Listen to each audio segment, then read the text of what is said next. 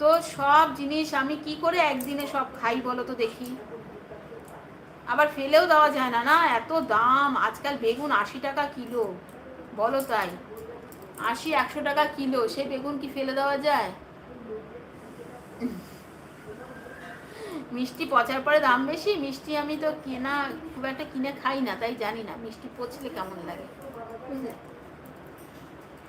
এই যে একজন বলে বটিতে কাটতে গেলে কি লাইভ করা যায়? এই দেখো আমি আজকে বটিতে কাটছি, দেখো এই যে বটিতে কাটছি, বটি, এটা বটি আমার।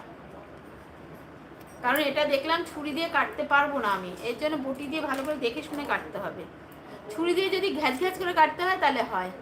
80 টাকা দাম আমাদের এখানেও, হ্যাঁ। এগুলো 80 টাকা করে কেনা বেগুন যদি নষ্ট করতে হয় কীরকম গায়ে লাগে বলো? 80-100 টাকা করে কিলো বেগুনের এখন, সেই বেগুন যদি নষ্ট করতে হয় কীরকম